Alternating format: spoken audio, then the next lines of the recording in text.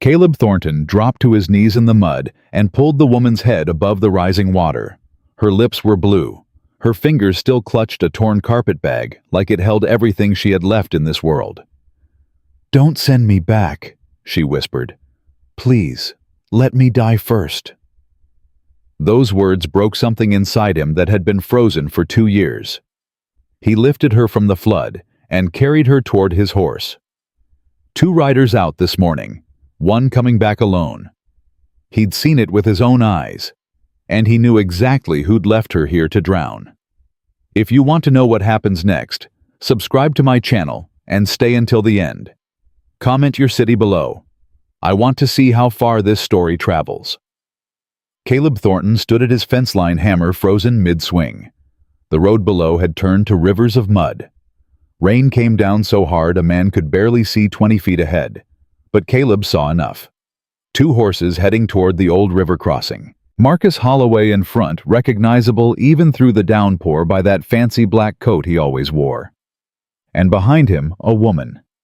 Small frame, dark hair plastered to her face, hands white-knuckled on the saddle horn. Caleb went back to his fence post. Wasn't his business.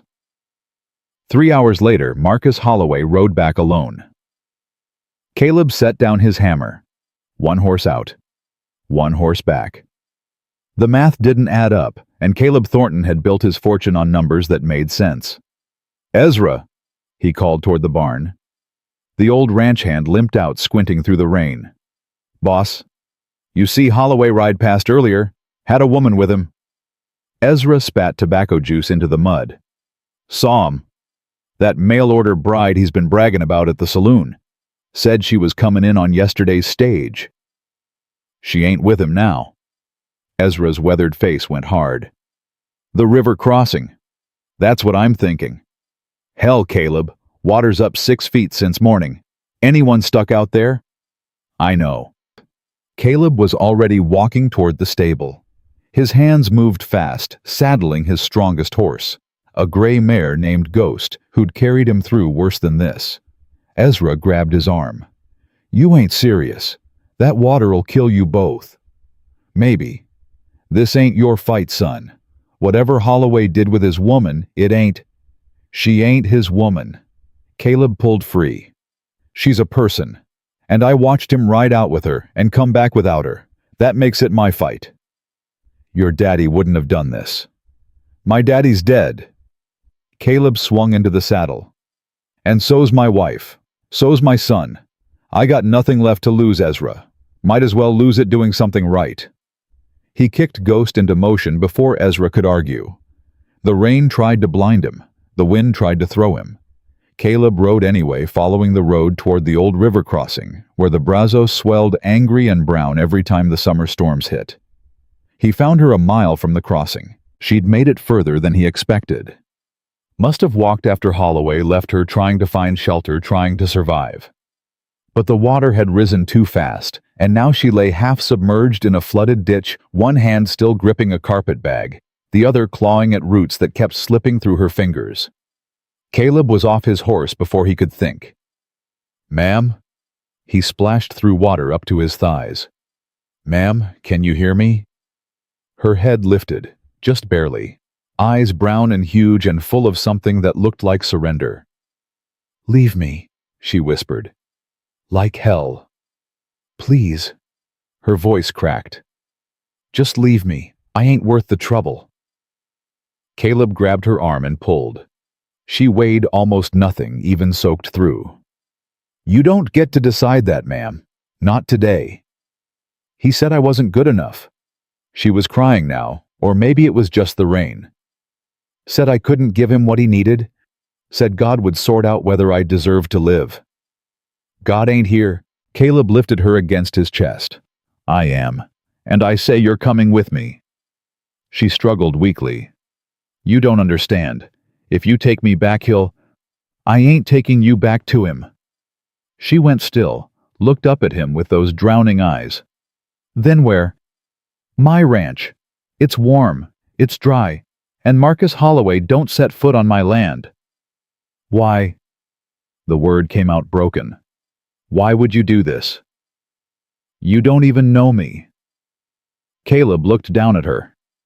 Mud on her face, hair tangled like river weeds, dress torn and gray and clinging to a body that was shaking so hard her teeth rattled. "Because I watched 2 horses go out this morning," he said quietly. "And only one came back. That ain't right. Don't need to know you to know that ain't right." He carried her to Ghost, lifted her into the saddle, and swung up behind her. She leaned back against his chest, too exhausted to protest anymore. "What's your name?" he asked as they rode. "Clara." Her voice was fading. "Clara Weston." "I'm Caleb Thornton. You're safe now, Clara. I give you my word." She didn't answer. She'd passed out against him, her breathing shallow but steady. Caleb held her tighter and rode for home. The fire was roaring by the time Ezra burst through the cabin door. "Lord Almighty!" The old man stopped cold. "You actually found her. Help me get these wet clothes off her." Caleb was already working on the buttons of her ruined dress. "She's half frozen, been in that water God knows how long." "I'll get blankets." They worked fast, silent, efficient. Caleb had seen enough livestock through bad winters to know hypothermia when he saw it. Clara's fingers were white, her lips blue-gray, her body shaking in waves that wouldn't stop. He wrapped her in every blanket he owned, built the fire higher, heated water for coffee and broth. Ezra watched him work with something like wonder in his eyes. "Ain't seen you move this fast since Catherine passed." "Don't." "Just saying. You've been walking dead for 2 years, Caleb. Now look at you." "She needed help. I helped, that's all." "That ain't all, and you know it." Caleb turned on him. "What do you want me to say, Ezra?" "That I saw Holloway ride out with a woman and come back alone, and something in me snapped. That I've been so numb for so long, I forgot what it felt like to give a damn about anything. That's the truth. You happy now?" Ezra raised his hands. "I ain't judging, son. I'm grateful. This place needed life again. Maybe she's it." "She's a stranger I pulled from a flood. Nothing more." "We'll see." Clara stirred. Her eyes fluttered open, wild and confused, and she tried to sit up. "Easy." Caleb moved to her side. "You're safe. You're in my cabin." "Where?" She looked around frantically. "Where is he? Is he here?" "Holloway." "No, ma'am. He ain't welcome on my land. Never has been." Clara's breathing slowed. She pulled the blankets tighter around herself, and Caleb noticed for the first time how young she looked. Early 20s, maybe. Too young and too pretty to be thrown away like garbage. "You saved me," she said. "I did what anyone decent would do." "No." She shook her head. "You didn't. Anyone decent would have stayed inside where it was dry and told themselves it wasn't their business. That's what decent people do. They look away." Caleb didn't have an answer for that. Ezra cleared his throat. "I'll make some broth. You need something warm in your belly, miss." "Clara," she said softly. "My name is Clara." "Miss Clara, then." Ezra tipped his hat and moved toward the stove. Caleb pulled a chair close to the fire and sat down across from her. "When you're ready, I need to know what happened out there, what Holloway did, why he left you." Clara's face closed like a door slamming shut. "Does it matter?" "It might. If he comes looking for you." "He won't." Her laugh was bitter. "I ain't worth the effort.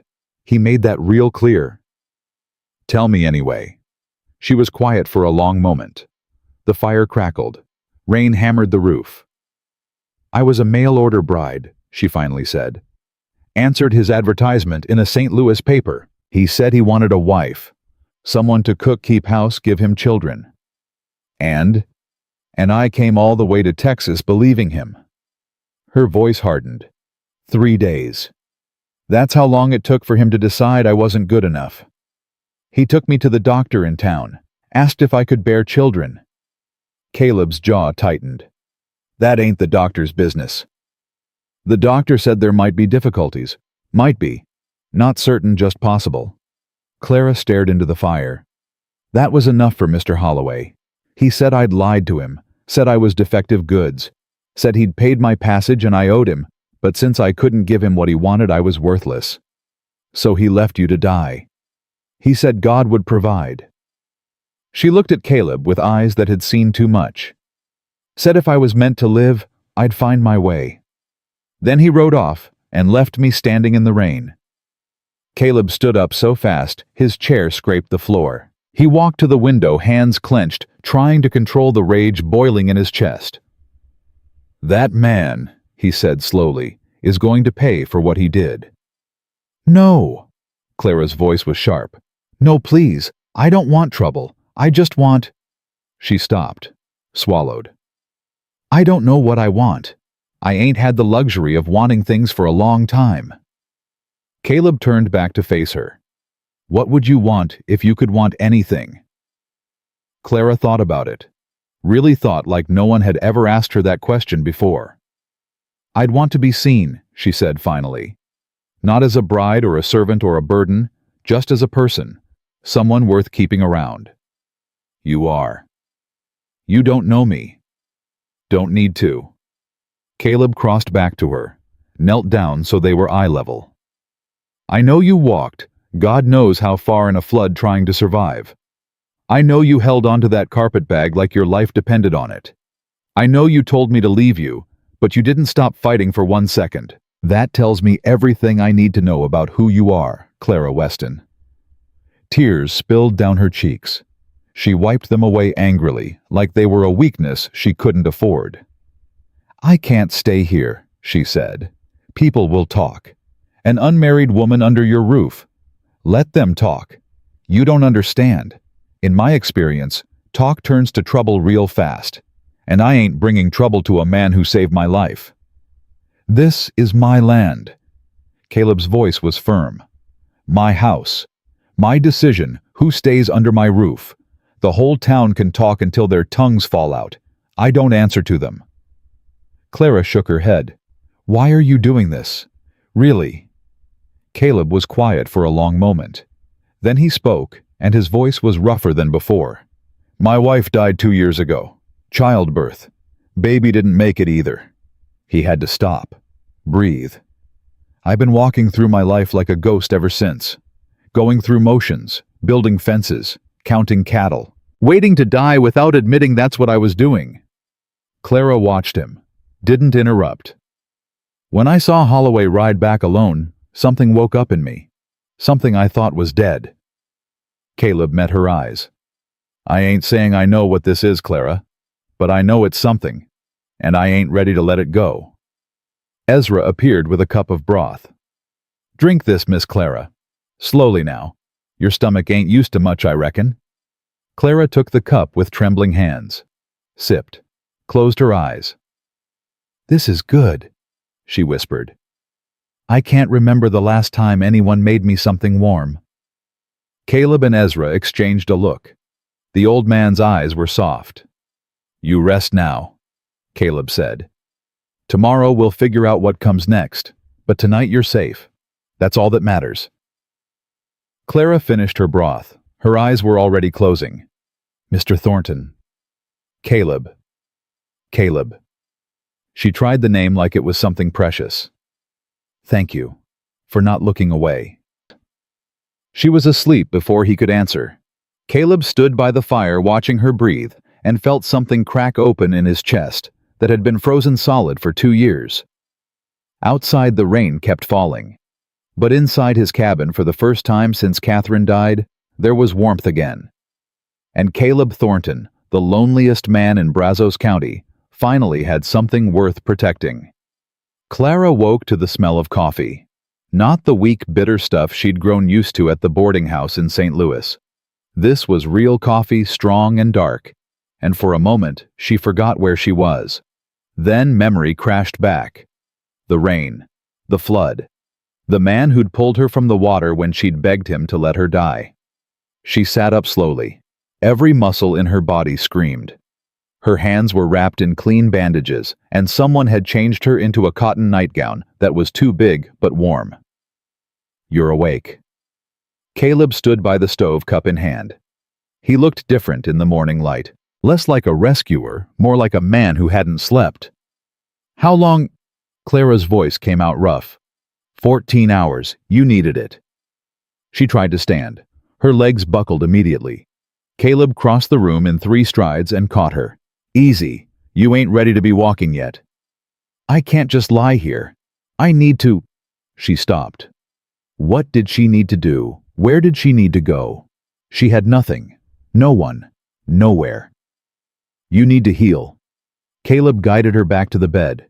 "That's your only job right now." "I don't take charity." "Good. Neither do I give it." He handed her a cup of coffee. "When you're well enough, there's work to be done around here. Until then, you rest. That's not charity. That's common sense." Clara wrapped her hands around the warm cup. The heat stung her damaged fingers, but she didn't let go. "The doctor should look at those hands," Caleb said. "No doctors." "Clara." "I said no." Her voice cracked. "The last doctor I saw told Marcus Holloway I might not be able to bear children. That's what started all this. I ain't letting another doctor near me." Caleb was quiet for a moment. Then he nodded. "All right, no doctors. Ezra knows some about healing. We'll manage." "Why are you being so kind to me?" "Already told you why." "You told me what you saw. You didn't tell me why you cared." Clara looked up at him. Most men would have stayed inside, told themselves it wasn't their concern.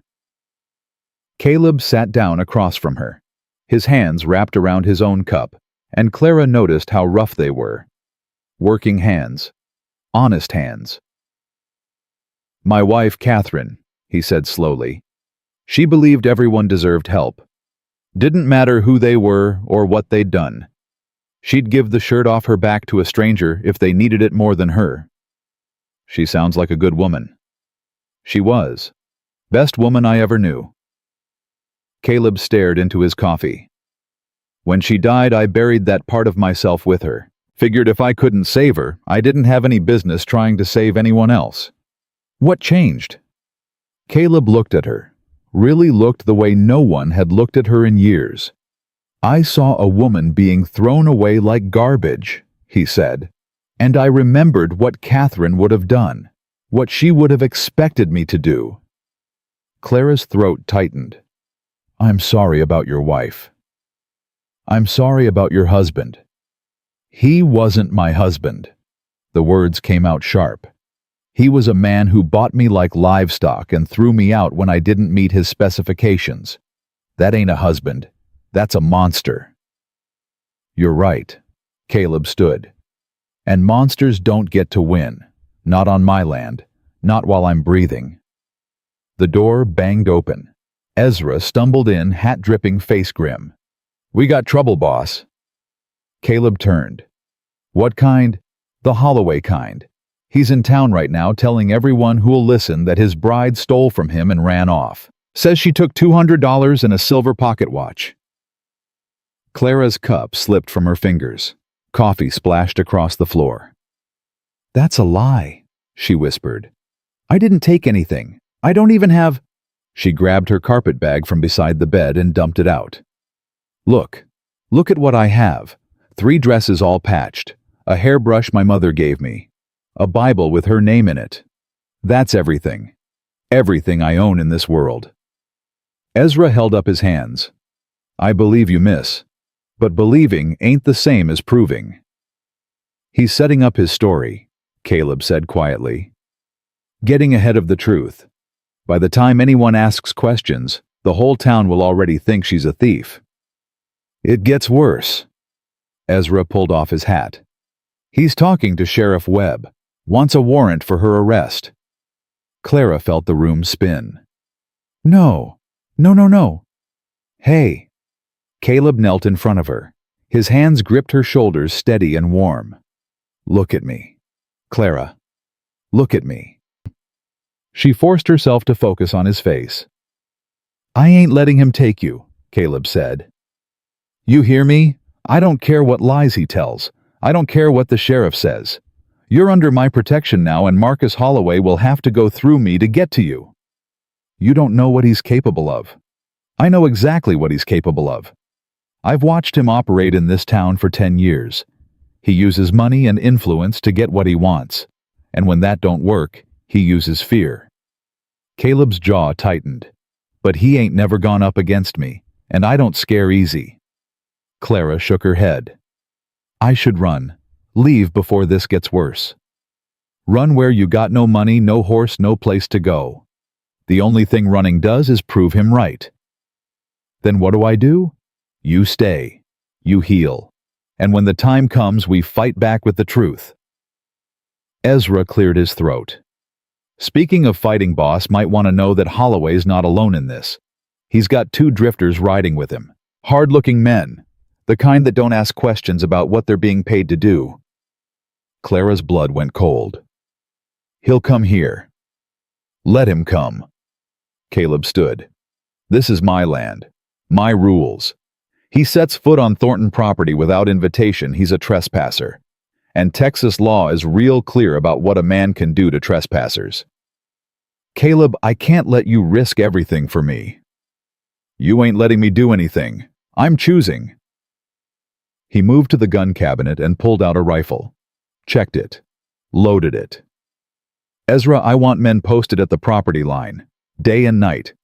Anyone approaches who ain't expected, I want to know about it. Already on it, boss. Sent Billy and Hank out an hour ago. Good. And Ezra? Yeah. Spread the word, quiet like. Anyone in town who's had dealings with Holloway, anyone he's cheated or threatened or pushed around, I want to know their names. We're going to need allies before this is over. Ezra nodded and headed for the door. Then he stopped. For what it's worth, Miss Clara, he said without turning around. I've been working this land for 40 years, seen a lot of men come and go. Caleb Thornton is the best of them. Whatever else happens, you landed in good hands. He was gone before Clara could respond. She looked at Caleb. He was still holding the rifle, his face hard as granite. You really think this is going to work? She asked. Honestly, I don't know. He set the rifle down. But I know giving up ain't an option. Not for me. Not anymore. Why does this matter so much to you? Caleb was quiet for a long moment. When he spoke, his voice was rougher than before. Because I already lost one woman I cared about. I watched her die in that bed right there, and there wasn't a damn thing I could do to stop it.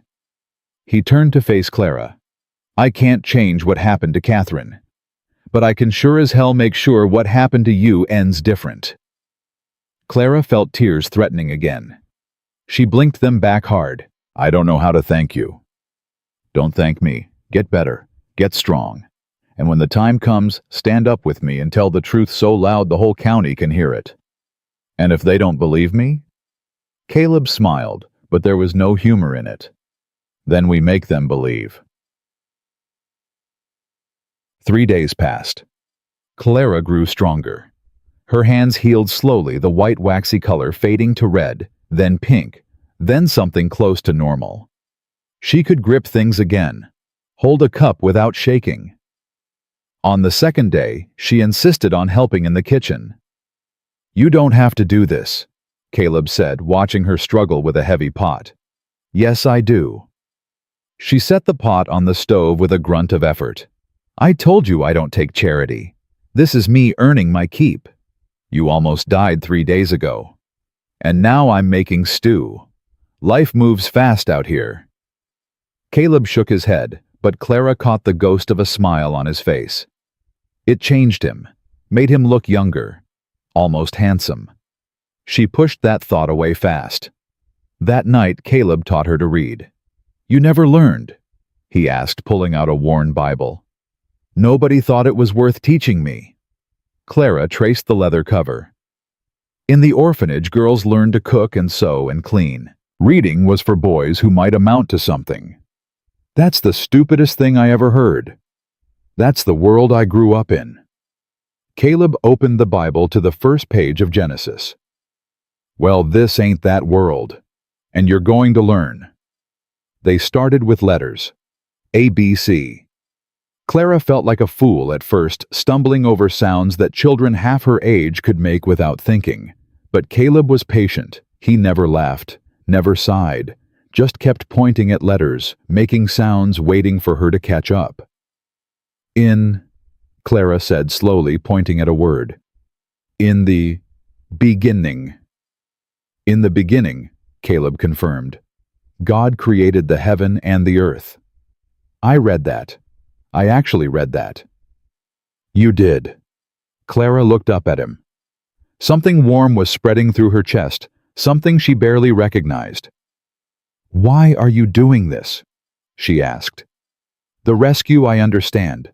The protection I understand. But teaching me to read, that's something else. Caleb was quiet for a moment. When Catherine was dying, she made me promise something.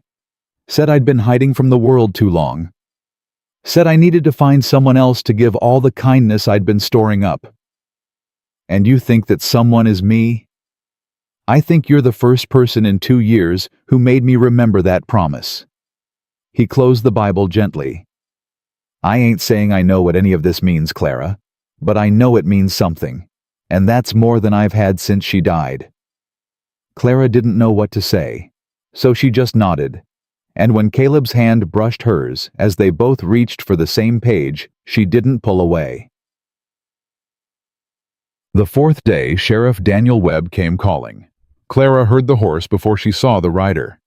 She was hanging laundry on the line, her own dresses washed and mended, plus some of Caleb's shirts, because she'd run out of things to do. Miss Weston? She turned. The sheriff was a tall man, weathered face badge catching the sunlight. He had kind eyes, but they were troubled. I ain't talking to you without Caleb present, Clara said immediately. Fair enough. He's right there. Caleb was already crossing the yard, rifle in hand. Not pointed at the sheriff, but visible. A message. Daniel. His voice was cold. What brings you out here? You know what brings me out here, Caleb. The sheriff dismounted slowly. Marcus Holloway filed a complaint. Says this woman stole from him. Says she's his legal wife under contract and you're harboring her against her will. Does she look like she's here against her will? Sheriff Webb looked at Clara. Really looked. No, sir, Clara said clearly. I'm here because Mr. Thornton saved my life. Marcus Holloway left me to drown in the flood. He took me out to the river crossing and abandoned me because a doctor said I might have trouble bearing children. The sheriff's face flickered. That's a serious accusation. It's the truth. Check my belongings if you want. I ain't got any $200. I ain't got any silver watch. All I've got is 3 dresses, a hairbrush, and my mother's Bible. I've already seen her things, Caleb added. She's telling the truth, Daniel. Holloway's lying to cover up attempted murder. Attempted murder. Sheriff Webb rubbed his face. You understand what you're asking me to investigate? Marcus Holloway is one of the most influential men in this county. Half the town owes him money. Half the town hates him for it, Caleb shot back. He's a bully and a cheat, and everybody knows it. They're just too scared to say so. And you ain't scared. I got nothing left to lose. What's he gonna do? Take my ranch, I'd like to see him try. The sheriff was quiet for a long moment. Then he sighed. I can't arrest her, he said finally. Not without evidence. But I can't arrest him either. Not without proof of what you're claiming. Then what happens now? Now nothing. Officially, this is a civil matter. Contract dispute. Webb mounted his horse. But unofficially, Caleb, I'd watch your back. Holloway's not going to let this go. He's got too much pride invested. Let him come. I'm serious. Those drifters he's got with him, they're bad men. I've seen their type before. They ain't above dirty work. Neither am I. Not when I'm protecting my own. Sheriff Webb looked at Clara one more time. His expression softened. For what it's worth, miss, I believe you. My gut says you're telling the truth. He tipped his hat. I just hope the truth is enough to keep you safe. He rode off. Clara's legs were shaking. She sat down hard on the porch steps. Hey. Caleb sat beside her. You did good. I'm scared. That's smart. Only a fool wouldn't be scared right now. What if he wins? What if people believe him instead of me? Caleb took her hand. It was the first time he'd touched her deliberately, not just to catch her or guide her. His fingers were rough and warm. Then we'll find another way. I ain't giving up on you, Clara. Not now. Not ever. She looked at their joined hands, then at his face. Why? She whispered. Why do you care this much? Caleb was quiet for a long time. When he spoke, his voice was barely audible. Because you're the first thing in 2 years that made me want to keep living. Clara didn't know who moved first, but suddenly she was in his arms, face pressed against his chest, and his hands were stroking her hair, and she was crying, really crying for the first time since she could remember. He held her until the tears stopped, and when she finally pulled back, something between them had changed. Something neither of them could name yet, but both of them could feel it. Yes. That night, Clara didn't close the door to her room. She lay awake listening to Caleb move around the cabin, banking the fire, checking the windows, finally settling into his own bed. Caleb, she called softly. Yeah. What was Catherine like? Silence. Then she was light. Everything about her was light. Her laugh, her smile, the way she looked at people like she could see the good in them, even when they couldn't see it themselves. She sounds beautiful. She was, inside and out. Do you think... Clara hesitated. Do you think she'd be angry that I'm here? No. Caleb's voice was firm. She'd be glad. She'd say I finally woke up. Finally started living again. Clara thought about that for a while. I never had anyone who cared whether I lived or died, she said finally. My parents died when I was 10. After that, I was just a mouth to feed, a pair of hands to work. Nobody ever looked at me like I mattered. You matter. I'm starting to believe that. Because of you. More silence. Then Caleb spoke again, his voice rough. Clara. Yes. When this is over, when Holloway's beaten and you're free, what do you want to do? I don't know. I never thought I'd have a choice. You have one now. Whatever you want. Wherever you want to go. I'll help you get there. Clara closed her eyes. What if I don't want to go anywhere? The silence that followed was the longest yet. Then you don't have to, Caleb said finally. This is your home for as long as you want it. Even if people talk. Let them talk. Even if it ruins your reputation. My reputation ain't worth much if it depends on throwing you to the wolves. Clara felt something crack open in her chest. Something that had been locked tight for so long she'd forgotten it existed. Caleb. Yeah. Thank you. For everything. You don't have to thank me. Yes, I do. Because no one's ever given me a choice before, and you did. She paused.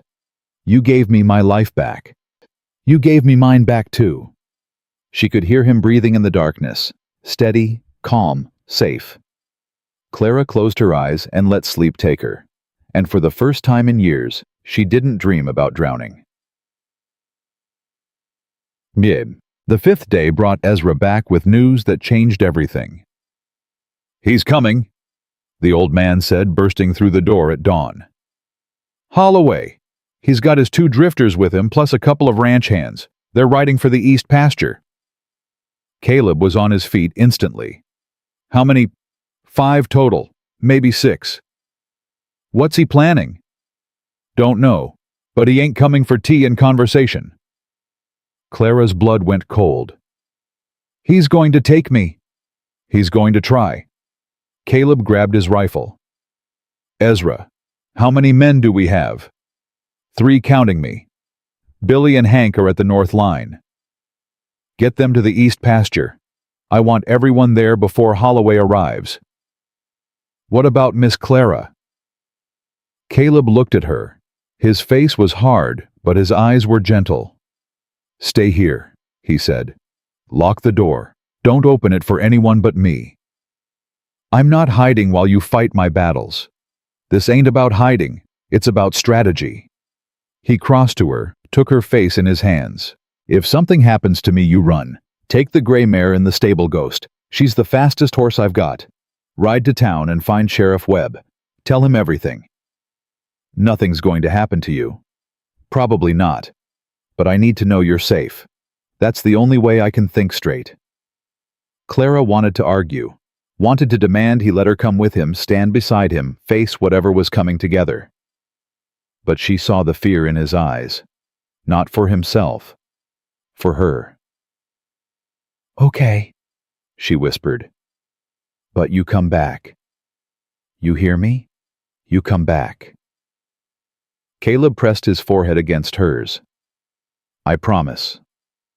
Then he was gone. Clara locked the door, drew the curtains, found the small pistol Caleb had shown her in the drawer, and checked it like he'd taught her. Then she sat down by the window with a crack in the curtains just big enough to see through, and she waited. The waiting was the hardest part. Clara gripped the pistol so tight her knuckles went white. Every sound made her jump. The wind against the window. A horse nickering in the stable. Her own heartbeat thundering in her ears. She should have gone with him. Should have demanded to stand by his side. What good was hiding in a cabin while the man who'd saved her life rode out to face danger alone? But she'd promised. And Clara Weston kept her promises. Minutes crawled by like hours. She counted them by the ticking of Caleb's pocket watch left on the table by the door. 15 minutes. 20. 30. Then she heard it. Gunfire. Not one shot. Multiple. Cracking across the distance like thunder. Clara was on her feet before she could think. Her hand was on the door handle before she remembered Caleb's words. Stay here. Lock the door. Don't open it for anyone but me. But that was gunfire. Someone was shooting. Someone could be dying. She pressed her face against the window crack. Nothing. Just empty yard and the path leading toward the east pasture. More shots. Closer this time. Clara's breath came fast and shallow. She couldn't just stand here. She couldn't just wait and pray and hope. She grabbed the pistol, unlocked the door, and stepped onto the porch. The first thing she saw was dust. A rider coming fast, pushing his horse hard. For a terrible moment she thought it was one of Holloway's men. Then she recognized the gray mare. Ghost. But the rider wasn't Caleb. It was Ezra, and there was blood on his shirt. Clara ran toward him. Ezra, what happened? Where's Caleb? The old man half fell from the saddle. Clara caught him staggering under his weight. Ambush! Ezra gasped. They knew we were coming, had men waiting in the trees. Is Caleb hurt? Don't know. We got separated. Holloway's men. Ezra coughed, and Clara saw the wound now. His shoulder bleeding freely. They got Billy, Hank too. I barely made it out. Clara's world tilted. We have to go back. We have to help him. No! Ezra grabbed her arm with surprising strength. That's exactly what Holloway wants. He's using Caleb as bait, wants to draw you out. I don't care what he wants. I'm not leaving Caleb to die. And if you ride out there, you both die. That what you want? That what Caleb would want? Clara's chest felt like it was being crushed. She couldn't breathe, couldn't think. There has to be something we can do, she said. There is. Ezra pulled himself upright, grimacing. Town. We go to town, get the sheriff, get witnesses. Holloway's men fired first, I saw it clear. That's attempted murder on Thornton land. Even Daniel Webb can't ignore that. What about Caleb? Caleb's tougher than he looks. He'll hold them off long as he can. But we need help. Real help. More than just us. Clara looked toward the east pasture. She couldn't see anything but heat shimmer and distant trees. Somewhere out there, the man who'd saved her life was fighting for his, and she was supposed to run away. I can't leave him. You ain't leaving him. Leaving. You're getting reinforcements. Ezra's voice softened. Clara, I've known Caleb since he was born. He's fighting for you. Don't let that be for nothing." The words hit her like a physical blow. She thought about what Caleb had said. "You gave me my life back." Thought about the way he'd held her when she cried, the way he'd taught her to read, the way he'd looked at her like she mattered. If she rode out there and got herself killed, all of that would be wasted. But if she could bring help, real help, maybe she could save him the way he'd saved her. "Can you ride?" she asked Ezra. "I can manage." "Then let's go." She helped him back onto Ghost and swung up behind him. The mare was tired, but she responded to Clara's kick, stretching into a gallop toward town. Behind them, more gunshots echoed across the valley. Clara didn't look back. The ride to town took forever. Ezra's wound kept bleeding, and Clara had to stop twice to press her handkerchief against it. The old man was pale, his lips pressed tight against the pain. "Keep talking to me," Clara said. "Tell me about Caleb. Tell me something I don't know." "What do you want to know?" "Everything." Ezra managed a weak laugh. Boy was stubborn from the day he was born. His daddy wanted him to be a lawyer. Can you imagine Caleb Thornton in a courtroom wearing a fancy suit? No. Me neither. He fought his daddy on it for years. Finally, the old man gave up, let him work the ranch. Ezra's voice softened. He was happy then. Before Catherine. What happened to her? Really? She died in childbirth. Baby too. Caleb was there for all of it. Held her hand while she... Ezra stopped. Swallowed. He ain't been the same since. Until you. Clara's throat tightened. I didn't do anything. You gave him something to fight for. That's everything. They crested the last hill and town came into view. Clara kicked Ghost harder. Sheriff's office, she said. Then what? Then we raise hell. Show. Sheriff Daniel Webb was at his desk when Clara burst through the door. Miss Weston. He stood fast, hand going to his gun. What in the... Caleb's in trouble. Holloway ambushed him at the east pasture. They're shooting. Men are hurt. You have to help. Webb's face went hard. Slow down. Tell me exactly what happened. Clara didn't have time to slow down, but she forced herself to breathe, to speak clearly. Holloway brought men to Thornton Land, 6 of them, maybe more. Caleb and his hands went to meet them. Ezra says they were ambushed. Holloway's men fired first. Where's Ezra now? Outside, he's wounded. Shoulder. Webb grabbed his hat and moved for the door. He stopped when he saw Ezra slumped against Ghost's neck. Jesus. Webb caught the old man before he fell. Someone get Doc Miller. A boy ran off toward the doctor's office. Webb eased Ezra to the ground. Tell me what you saw, Webb said. Ambush. Ezra's voice was fading. Holloway had men in the trees. We never had a chance. Billy and Hank went down in the first volley. Caleb was still fighting when I left. Holloway's men fired first. You're certain? On my life. Webb stood. His jaw was clenched, his eyes cold. This changes things, he said quietly. Then do something. Clara grabbed his arm. Every minute we stand here talking, Caleb could be dying. I need men. Can't ride out there alone against 6 armed... I'll go. The voice came from behind them. Clara turned. A woman stood in the doorway of the general store. Tall, gray-haired, hard-eyed.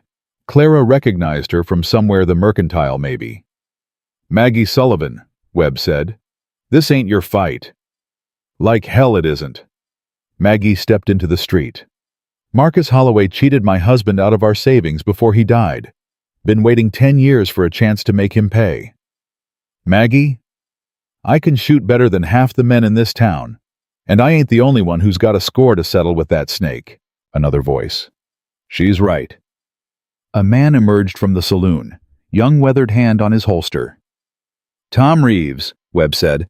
What's your stake in this? Holloway foreclosed on my family's farm 2 years ago. Bought it for pennies. My mother died 6 months later. Reeves's voice was flat. "You asking for volunteers? I'm volunteering." More people were gathering now. Clara watched stunned as they emerged from shops and houses. Men and women, old and young. Some she recognized, most she didn't. "What's happening?" she whispered. Maggie Sullivan moved to stand beside her. "Holloway's been squeezing this town for years, sweetheart.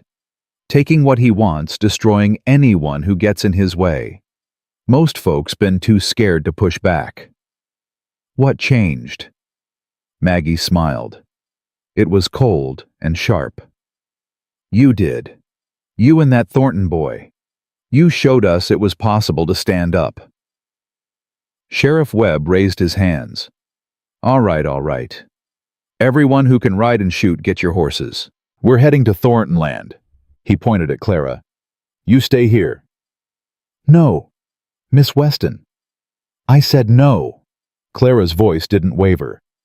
"That man is fighting because of me. I'm not hiding while other people risk their lives." Webb looked at her for a long moment. Then he shook his head. "You're as stubborn as Caleb. Fine. But you stay behind the main group. And if I tell you to run, you run. Understood?" Clara nodded.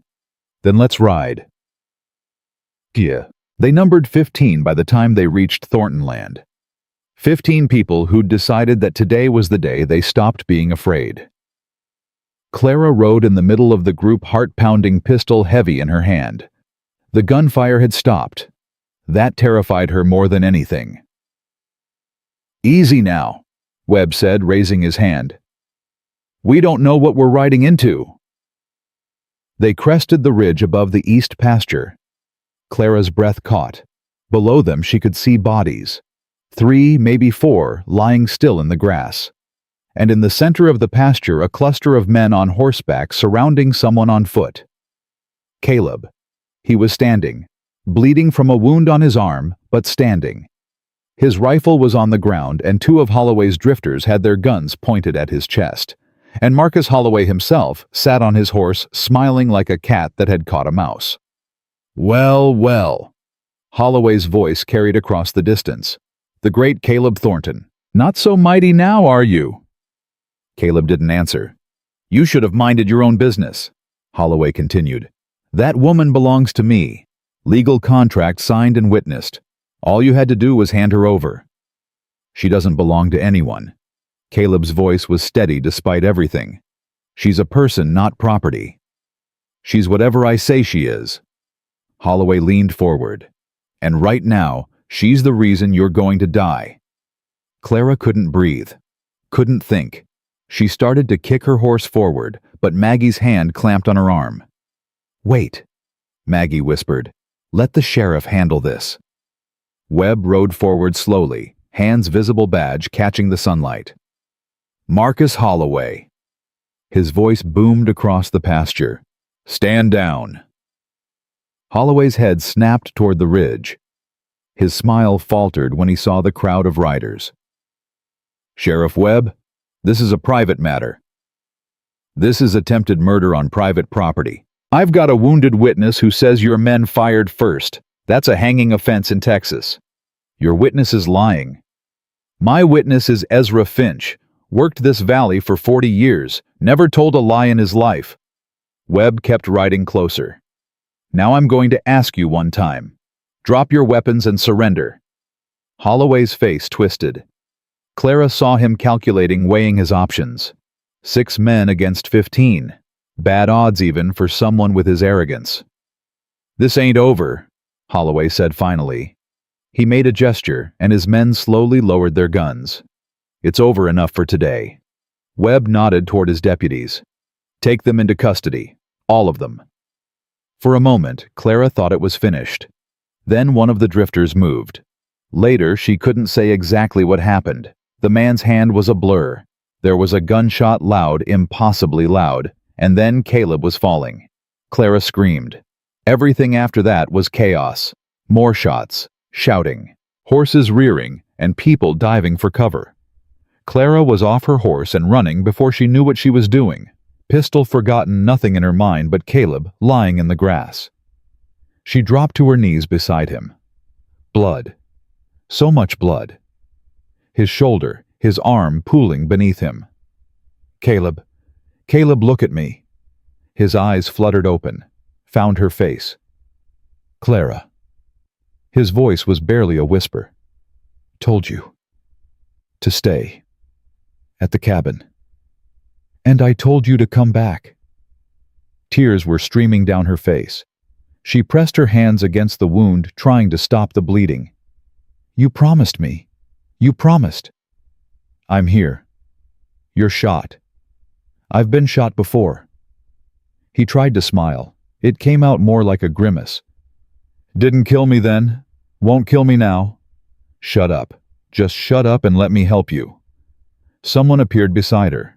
Doc Miller, the town physician carrying a black bag. Move aside, miss. Let me see. Clara didn't want to move, didn't want to let go, but she forced her hands away and let the doctor work. Around them, the chaos was settling. Holloway's men were on the ground, either dead or disarmed. Holloway himself was in handcuffs, Webb's gun pressed against his back. You can't do this, Holloway was sputtering. I'm a respected businessman. I have rights. You have the right to shut your mouth before I shut it for you. Webb shoved him toward a waiting horse. Get him out of my sight. Maggie Sullivan appeared at Clara's side. How is he? I don't know. Clara couldn't stop shaking. I don't know. Doc Miller looked up. His face was grim. Bullet went clean through the shoulder, missed the artery by an inch. He's lost a lot of blood, but if we get him back to town, I can... My cabin. Caleb's voice was weak but firm. Take me to my cabin. Mr. Thornton. My cabin. His eyes found Clara. That's my home. That's where I want to be. Doc Miller sighed. Fine. But I'm staying with you until that wound is closed. No arguments. No arguments, Caleb agreed. They loaded him onto a makeshift stretcher. Clara walked beside him the whole way, holding his hand, refusing to let go. You scared me, she whispered. Sorry. Don't ever do that again. Can't promise that. His fingers tightened on hers. Not if keeping you safe is on the line. I don't need you to keep me safe. I need you to stay alive. Same thing. They reached the cabin. Doc Miller took over shooing everyone out except Clara, who refused to leave. I can help, she said. I've got steady hands. Tell me what to do. The doctor looked at her for a long moment. Then he nodded. Hold this. Keep pressure here. Don't let go no matter what. Clara did exactly what she was told. The surgery took 2 hours. Clara held pressure, handed instruments, mopped blood, did everything Doc Miller asked without hesitation or complaint. When it was finally over, when the wound was closed and Caleb was sleeping, Clara sat down on the floor beside the bed and let herself fall apart. Maggie Sullivan found her there crying silently. Caleb's hand still clutched in hers. Hey. Maggie knelt beside her. He's going to be fine. Doc says he's tough as old leather. I know. Clara wiped her eyes. I know he'll be fine. That's not why I'm crying. Then why? Clara looked at Caleb's sleeping face. Pale. Peaceful. Alive. Because I realized something today, she said quietly. When I thought he was going to die, when I was running across that field, not caring if I got shot, not caring about anything except getting to him. What did you realize? I love him. The words came out simple and true. I love him, and I almost lost him, and I never even told him. Maggie smiled. It softened her whole face. Then tell him when he wakes up. What if he doesn't feel the same? Honey. Maggie laughed softly. That man rode into a flood to save you, stood up to the most powerful man in the county for you, took a bullet rather than let anyone hurt you. Trust me, he feels the same. Clara looked at Caleb again, at his hand wrapped around hers even in sleep. Maybe Maggie was right. Maybe she'd finally found someone worth trusting. Caleb woke at sunset. The first thing he saw was Clara's face. She was sitting beside the bed, watching him, eyes red from crying. "Hey," he said. His voice came out rough. "Hey, yourself. How long was I out?" "Few hours. Doc says you're going to be fine. The bullet went clean through." "Feels like it." Caleb tried to sit up, winced, and lay back down. "What happened?" "After I went down, Sheriff Webb arrested Holloway and his men. The whole town turned out. Maggie Sullivan, Tom Reeves, a dozen others. They all came to help." "Maggie Sullivan." Caleb's eyebrows rose. "That old battle axe?" "That old battle axe helped save your life. Show some respect." Caleb laughed. It turned into a cough. "Easy." Clara pressed a cup of water to his lips. "Don't try to talk too much." "Got something I need to say." "It can wait." "No, it can't." Caleb caught her hand, held it tight. "Clara, when I was lying there in that field thinking I might die, there was only one thing I regretted." "What?" "That I never told you how I feel." Clara's heart stopped. "Caleb, let me finish, please." His eyes were bright, intense. "I know we've only known each other a week. I know this is crazy and fast and probably wrong. But when I look at you, I see the rest of my life. I see someone I want to wake up next to every morning. Someone I want to protect and cherish and fight for until my last breath. You're still weak from the surgery. You don't know what you're saying." "I know exactly what I'm saying." Caleb pulled her closer. "I love you, Clara Weston. I love you, and I don't care if the whole world thinks I'm crazy. Will you stay?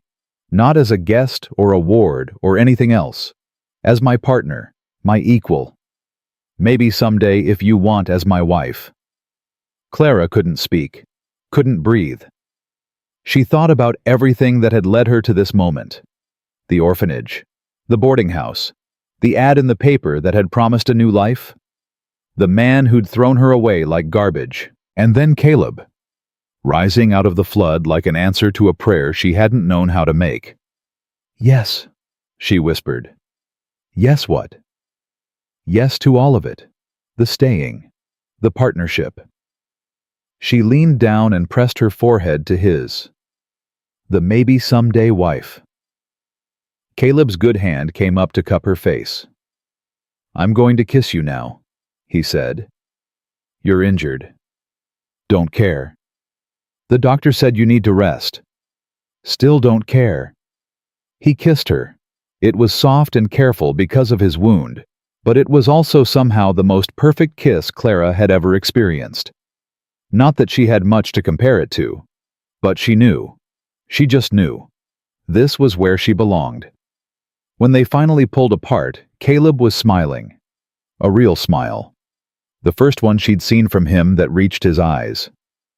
"So," he said, "what happens now?" "Now you rest and heal." "And then?"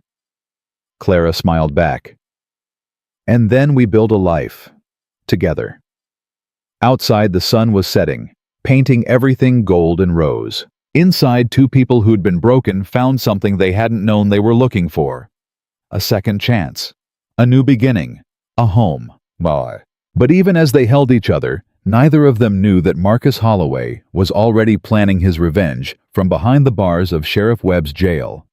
And the real battle was only just beginning. 3 days after the shooting, Clara walked into town for the first time as a free woman. Caleb had insisted on coming with her despite Doc Miller's protests. His arm was in a sling, his face still pale from blood loss, but his jaw was set with that stubborn determination Clara had come to know so well. "You don't have to prove anything," she told him. "I ain't proving anything. I'm standing with you." They rode side by side down Main Street. Clara felt every eye on them. Whispers followed like shadows. "That's her. The mail-order bride. Living at Thornton's place. Unmarried. Shameful." Clara kept her chin up. Let them talk. She was done being ashamed of surviving.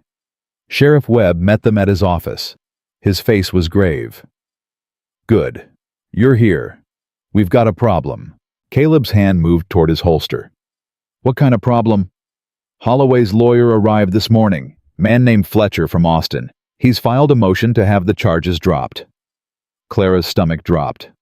On what grounds? Self-defense. Fletcher's arguing that Holloway and his men were lawfully trying to retrieve property, meaning you, Miss Weston, and that Caleb's interference constituted kidnapping and theft. That's insane, Caleb said. That's the law, or at least that's how Fletcher's twisting it. Webb rubbed his face. There's going to be a hearing tomorrow. Judge Patterson's coming in from Austin specifically for this. Patterson. Caleb's voice went flat. He's in Holloway's pocket. Maybe, maybe not, but he's the judge we've got. Webb looked at Clara. You'll need to testify. Tell your side of things. Everything that happened from the moment you arrived in Texas. And if the judge doesn't believe me, then Holloway walks free and you become his legal property again. The words hung in the air like poison. Clara felt Caleb's hand close over hers. Warm. Steady. That ain't going to happen, he said quietly. How can you be sure? Because we've got something Holloway doesn't have. What's that? Caleb looked at her. The truth, and people willing to stand up for it. That night, Clara couldn't sleep. She lay in her room in Caleb's cabin, the room he'd built for her, and stared at the ceiling. Tomorrow could change everything. Tomorrow could end everything. A soft knock on her door. Clara, you awake? She opened the door. Caleb stood there, still in his clothes, sling and all. Couldn't sleep either, she asked. Haven't slept proper since the shooting. He hesitated. Can I come in? Of course. They sat side by side on her bed, not touching, but close enough that Clara could feel the warmth radiating from him. I've been thinking, Caleb said slowly. About what? About what happens if this goes wrong, if the judge rules against us. Caleb, let me finish. He took a breath. If that happens, I want you to run. Take Ghost, head for California. I've got contacts there, people who'll help you disappear. I'm not running. Clara. No. She turned to face him. I spent my whole life running. Running from the orphanage. Running from that boarding house. Running from Marcus Holloway. I'm done running. This is different. How is it different? Because now you have something to lose. Clara felt tears prick her eyes. You mean you? I mean us. What we're building here. Caleb reached for her hand. I can't protect you from inside a jail cell, Clara. And if Holloway gets his way, that's where I'll end up. Then we don't let him get his way. It might not be our choice. It's always our choice. Clara squeezed his hand. You taught me that. When you pulled me from that flood, when you stood up to the whole town for me, you showed me that we always have a choice. Even when it's hard. Even when it's terrifying. Caleb was quiet for a long moment. You're braver than me, he finally said. I'm not brave at all. I'm scared to death. That's what brave is, being scared and doing it anyway. Clara leaned her head against his shoulder. He wrapped his good arm around her. Whatever happens tomorrow, she whispered, I want you to know something. What? Meeting you was the best thing that ever happened to me. Even if it all ends tomorrow, even if Holloway wins, I wouldn't trade these past weeks for anything. Clara. I love you, Caleb Thornton, and nothing that Judge says can change that. Caleb pressed a kiss to the top of her head. I love you too, and I swear to God, I'm going to find a way to keep you safe, no matter what it takes. They sat together until dawn.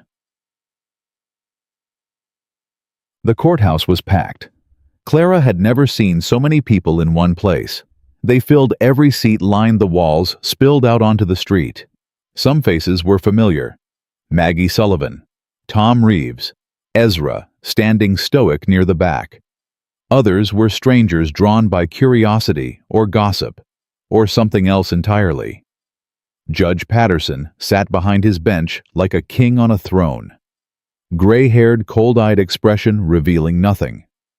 Marcus Holloway sat at the plaintiff's table with his lawyer, that slick Austin man named Fletcher. Holloway's face was smug, confident, like he'd already won. Clara took her seat beside Caleb. Her hands were shaking. She clasped them in her lap and prayed no one could see. "All rise." The formalities blurred together. Words and procedures that meant nothing to Clara except that they were leading inexorably toward the moment when she'd have to stand up and tell her story. Fletcher spoke first. His voice was smooth as honey and just as sticky. "Your Honor, this case is simple. My client entered into a legal contract with Miss Clara Weston.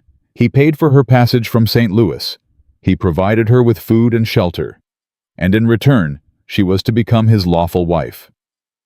She stole from him," Fletcher continued, "money and property worth over $200. And when my client attempted to retrieve what was rightfully his, Mr. Caleb Thornton interfered with violence." "That's a lie," Clara whispered. Caleb's hand found hers under the table. Squeezed. "We have witnesses," Fletcher said, gesturing toward two hard-faced men in the gallery. "The surviving drifters from Holloway's gang. These men will testify that Mr. Thornton fired first, that my client and his companions were merely defending themselves." Judge Patterson's face remained impassive. "And the defense?" Sheriff Webb stood. He wasn't a lawyer, but in a frontier town the sheriff often served as advocate. "Your Honor, I have testimony from multiple witnesses, including Mr. Ezra Finch, a respected member of this community, that Mr. Holloway's men fired first. I also have evidence that Miss Weston was abandoned by Mr. Holloway during a flash flood left to die in rising waters." "Evidence?" Fletcher sneered. "What evidence?" "Miss Weston's own testimony. And the testimony of the man who pulled her from that water. The testimony of the accused and his paramour." Fletcher's lip curled. "Hardly reliable." Clara felt heat rise in her face. Paramour. Like she was something dirty. Judge Patterson held up a hand. "I'll hear from Miss Weston directly." Clara's legs shook as she stood. Walking to the witness chair felt like walking to the gallows. "State your name for the record." "Clara Weston." "Miss Weston, tell me in your own words what happened when you arrived in Texas." Clara took a deep breath. She thought about what Caleb had told her. "Tell the truth. Let them see who you really are." "I came here to start a new life," she began. "I answered Mr. Holloway's advertisement because I was desperate. I was working in a boarding house in St. Louis where I was beaten and starved. His ad promised a home, a husband, a chance to be something more than a servant." "And what happened when you arrived?" "Mr. Holloway was disappointed in me. I wasn't big enough, strong enough. He took me to a doctor to see if I could bear children. The doctor said there might be difficulties." "Might be?" she emphasized. "Not certain, just possible. But that was enough for Mr. Holloway." "What did he do?" "He called me defective, said I'd lied to him, said I was worthless." Clara's voice cracked, but she pressed on. "On the third day, he put me on a horse and took me out toward the river. The rain was coming down hard. The water was rising. He stopped at the crossing and told me to get off. And then, he said God would sort out whether I deserved to live. Then he rode away and left me standing in the flood." Murmurs rippled through the courtroom. "That's a lie." Holloway jumped to his feet. "She's lying." Judge Patterson slammed his gavel. "Mr. Holloway, you will be silent or I will have you removed." Holloway sat, but his face was purple with rage. "Continue, Miss Weston." "I tried to walk. I don't know how far I got before the water knocked me down. I remember holding on to something, a tree root maybe, and praying. Then someone pulled me out." "That someone being Mr. Thornton?" "Yes, sir. He saved my life. Brought me to his cabin. took care of me." Clara looked at Caleb. He never asked for anything in return. He just helped me, because it was the right thing to do. And the theft. The $200 in silver watch Mr. Holloway claims you stole. I never took anything from that man. You can search everything I own. I have 3 dresses, a hairbrush, and my mother's Bible. That's all I've ever had." "She's lying," Holloway hissed. "I said silence." Judge Patterson turned back to Clara. "Is there anything else you want to add, Miss Weston?" Clara looked out at the crowd, at all those faces watching her, judging her. "I know what people think of me," she said quietly. "A mail-order bride, a runaway, a woman living unmarried under a man's roof. I know how that looks. I know what the gossip says." She stood straighter. "But I'm not ashamed. I'm not ashamed of surviving. I'm not ashamed of being helped by a good man when I had nothing and no one. And I'm not ashamed of loving him." The courtroom went dead silent. "Marcus Holloway threw me away like garbage because I might not be able to give him children. He left me to drown in a flood because I wasn't useful to him. That's not what a husband does. That's not what a man does." Clara's voice rose. "So you can believe him or you can believe me. But either way, I'm telling the truth. And the truth is, I'd rather die free than live as that man's property." She sat down. For a long moment, no one spoke. Then Maggie Sullivan stood up. "Your Honor, if I may." Patterson frowned. "And you are Margaret Sullivan. I own the boarding house in town. I've known Marcus Holloway for 15 years. This is irregular." "Your Honor, please." Maggie's voice was iron. "I have information relevant to this case." Patterson hesitated, then nodded. "Proceed." Maggie walked forward. Her eyes locked on Holloway. 15 years ago, Marcus Holloway's first wife disappeared. Everyone said she ran off. But I knew Miriam Holloway. She would never have left without saying goodbye. Holloway's face went white.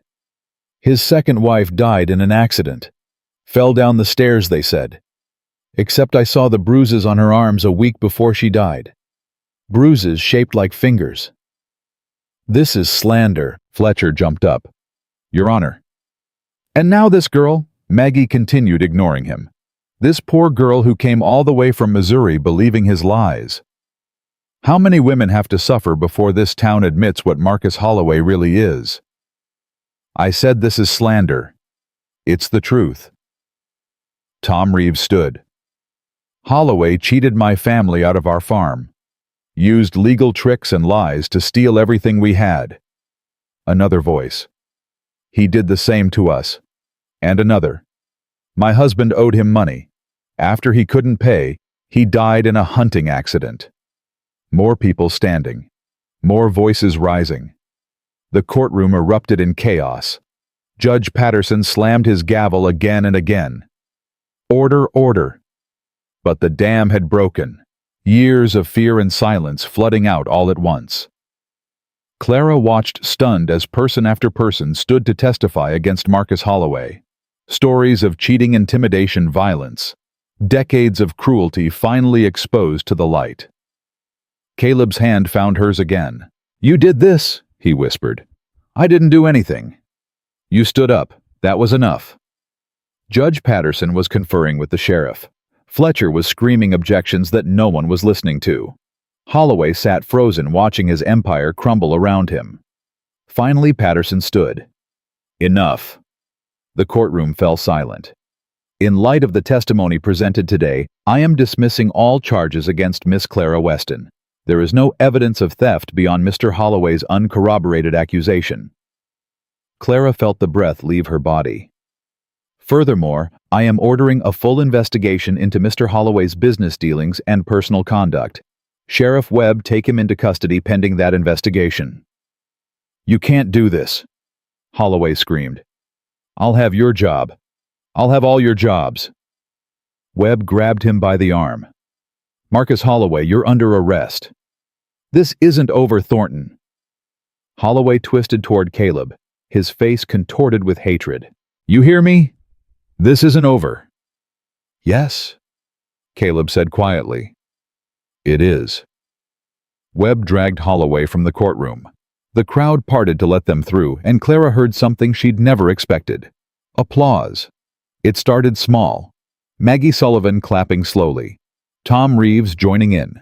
Then more and more until the whole courtroom was thundering with it. Clara stood frozen, unable to process what was happening. Caleb rose beside her, took her hand. Come on, he said. Let's go home. Outside the courthouse, people surrounded them, hands reaching to shake Caleb's good hand. Women embracing Clara. Voices offering congratulations, apologies, support. We should have done this years ago, someone said. Better late than never, someone else replied. Clara moved through it all in a daze. She answered questions, accepted hugs, smiled until her face hurt. But all she could think about was getting home. Getting back to that cabin, starting the rest of her life. Maggie Sullivan stopped her at the edge of the crowd. You did good in there, girl. I just told the truth. Sometimes that's the hardest thing. Maggie squeezed her arm. You take care of that man. He's one of the good ones. I know. And let me know when the wedding is. I make a damn fine cake. Clara laughed. It felt strange. When was the last time she'd laughed? Caleb appeared beside her. Ready? More than ready. They mounted their horses. As they rode out of town, Clara looked back once at the courthouse, at the crowd still gathered there, at the place where her life had finally changed for good. Then she turned forward, toward home, toward Caleb, toward everything that was waiting. The ride home felt different. Clara couldn't explain it exactly. The same road, the same hills, the same summer heat, but everything had changed. She had changed. You're quiet, Caleb said. Just thinking. About what? About how strange life is. Clara looked at him. 3 weeks ago, I was standing in the rain praying for death. Now I'm riding home with the man I love, and the whole town just stood up for me. Strange ain't always bad. No, it ain't. They reached the cabin as the sun was setting. Ezra was waiting on the porch, hat in hand, face split with the biggest grin Clara had ever seen on him. Heard the news, he said. Half the town's talking about nothing else. Which half? Caleb asked. The good half. The half that's been waiting years for someone to knock Holloway off his throne. Ezra tipped his hat to Clara. That was you, miss. What you said in that courtroom, that was something. I just told the truth. Truth's been in short supply around here for a long time. You brought it back. Ezra looked at Caleb. You picked a good one, boss. I know. Clara felt heat rise in her cheeks. I should start supper. Already done. Ezra gestured toward the cabin. Maggie Sullivan sent over enough food to feed an army. Said it was the least she could do. Clara shook her head. That woman. She ain't the only one. Ezra's voice softened. Whole town wants to do something for you two. Never seen anything like it. It's like you woke people up from a long sleep. Caleb helped Clara down from her horse. His good hand lingered on her waist. We didn't do anything special, he said. You did something nobody else was willing to do. You stood up. Ezra straightened his hat. Now I'm going to make myself scarce. You two have earned a quiet evening. He was gone before either of them could argue. Clara looked at Caleb. Did he just give us privacy? Yeah. Ezra's subtle like a sledgehammer. Clara laughed. It felt good, free. Come on. Caleb took her hand. Let's see what Maggie sent. The food was incredible. Roast chicken, fresh bread, apple pie still warm from the oven. Clara hadn't eaten like this since she couldn't remember when. This is too much, she said. This is exactly right. Caleb poured them both coffee. We've earned a celebration.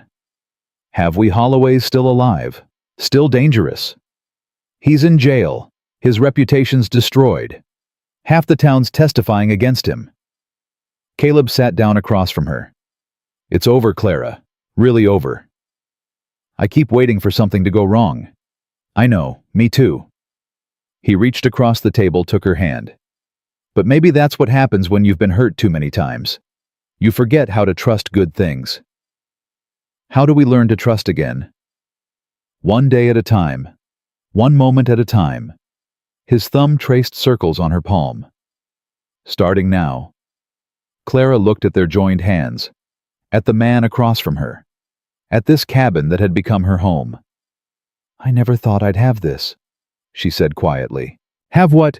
Any of it. A home, someone who cares about me, a future that doesn't look like more of the same pain. You have it now. I know, that's what scares me. Caleb stood, came around the table, knelt beside her chair. Clara, look at me. She did. I'm not going anywhere, not ever. Whatever comes, we face it together. That's what I promised you, and I meant it. Even if I can't give you children. The words came out before she could stop them. The fear she'd been carrying since the moment that doctor in town had looked at her with pity. Caleb's face didn't change. You think that matters to me? It mattered to Holloway. I ain't Holloway. His voice was fierce. I married Catherine knowing she might never conceive. I loved her anyway. Every day. Every moment. He cupped Clara's face in his hands. If we have children, I'll love them. If we don't, I'll love you. Either way, I'll spend the rest of my life grateful that you're here. Clara's eyes filled with tears.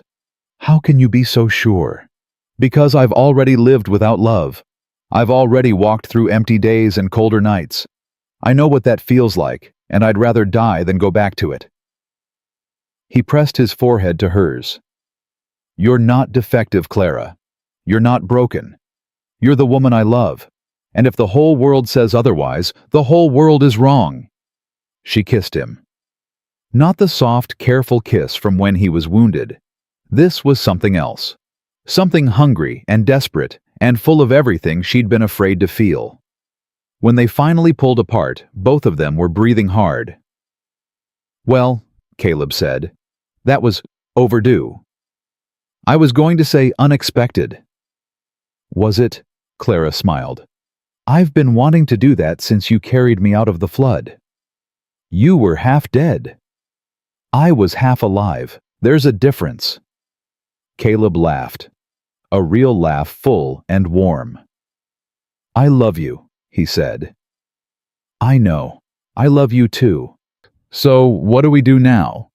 Clara looked around the cabin, at the fire burning low, at the food cooling on the table, at this man kneeling before her like she was something precious. Now, she said, we start living.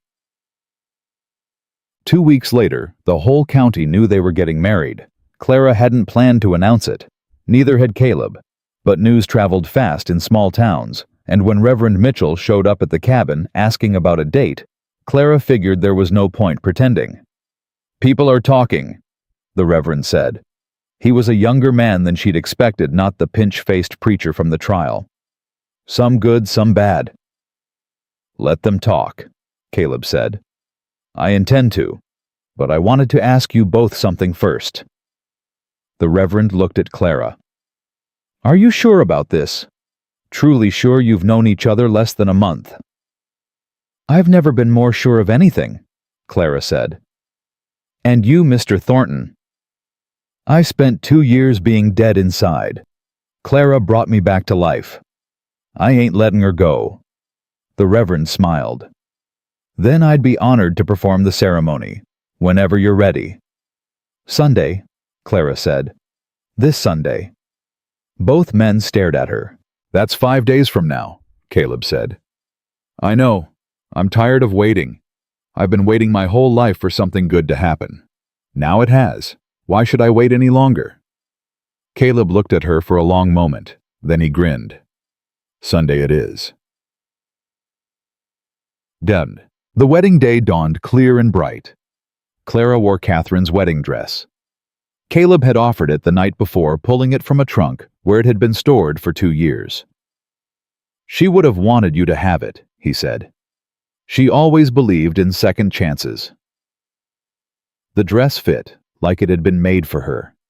White lace, simple lines, pearl buttons down the back. Clara looked at herself in the mirror and barely recognized the woman staring back. "You look beautiful," Maggie Sullivan said. The older woman had insisted on helping Clara prepare. She'd arrived at dawn with flowers, ribbons, and a determination that brooked no argument. "I look like someone else." "You look like yourself. For the first time, maybe." Maggie adjusted the veil. "That man out there loves you something fierce. You know that, right?" "I know. And the whole town's here to celebrate. Even the ones who were gossiping about you 2 weeks ago." "Why?"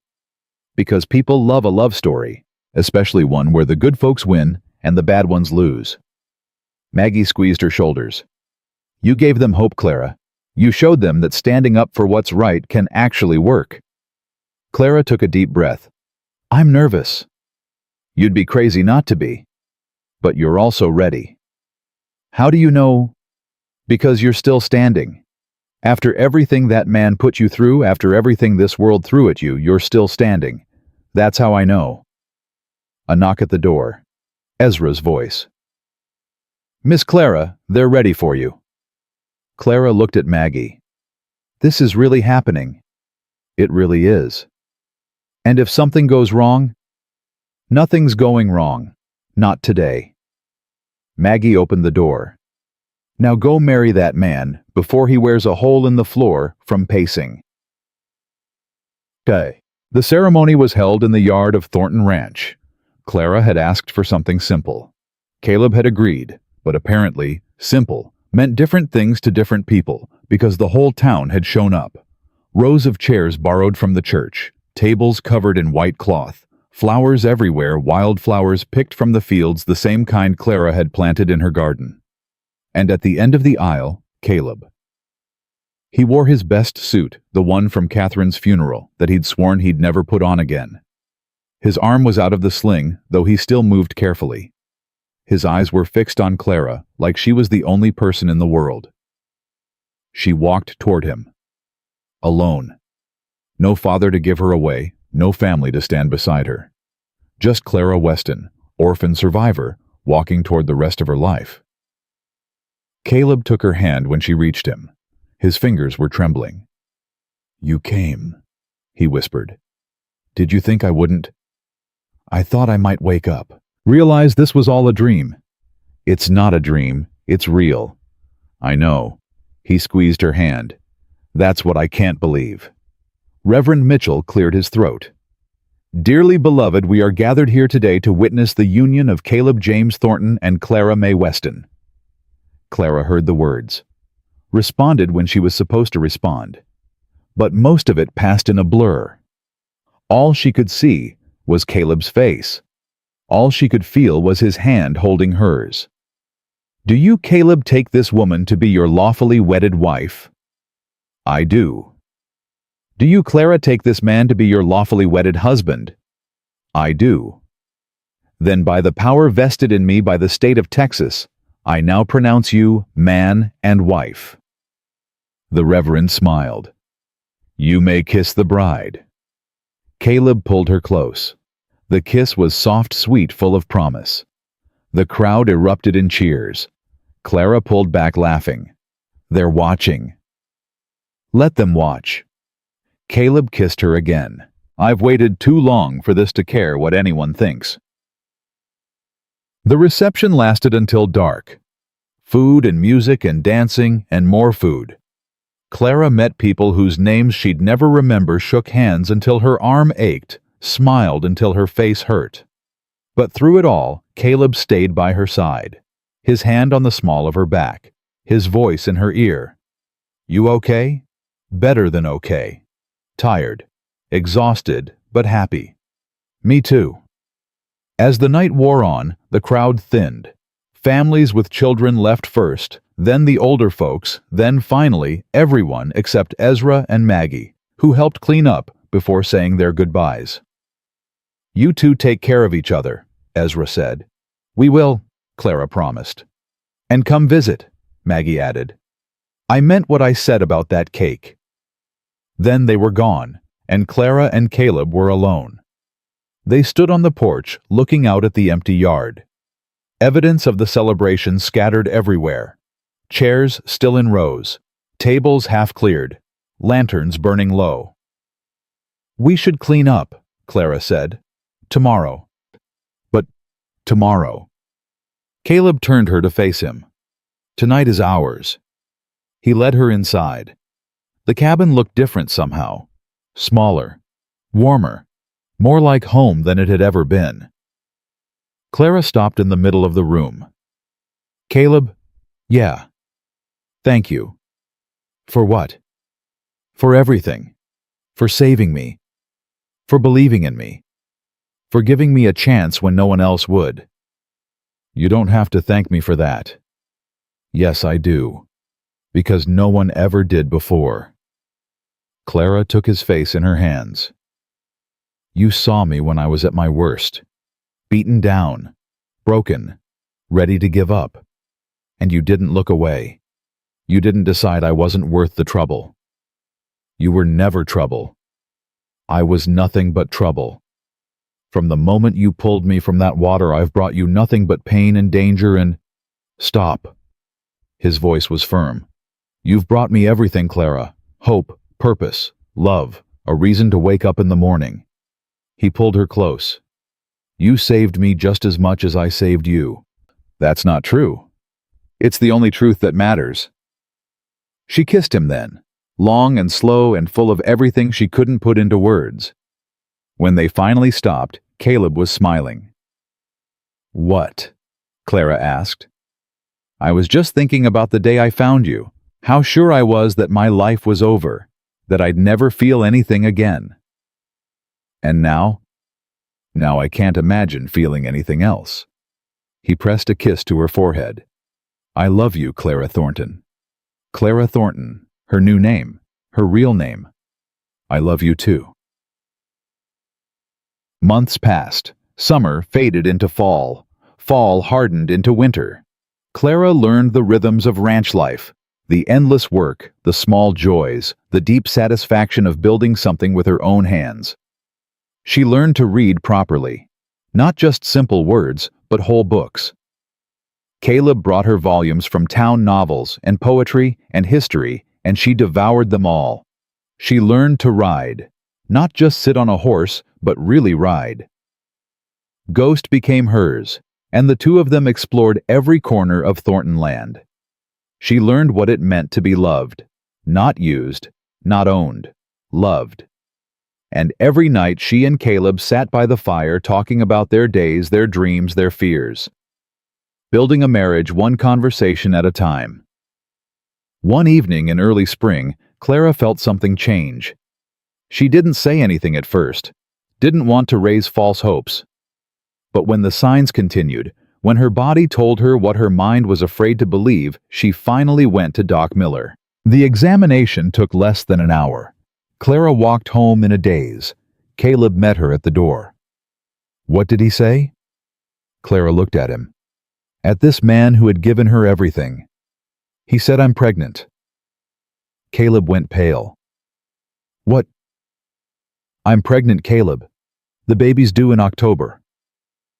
For a long moment he didn't move, didn't speak, just stared at her like she'd announced the sky had turned green. Then he swept her into his arms, spinning her around, laughing and crying at the same time. A baby, he kept saying. We're having a baby. I thought I couldn't, the doctor said. Doctors don't know everything. Caleb set her down, cupped her face in his hands. This is a miracle, Clara. You're a miracle. What if something goes wrong? What if it doesn't? His eyes were shining. What if everything goes exactly right?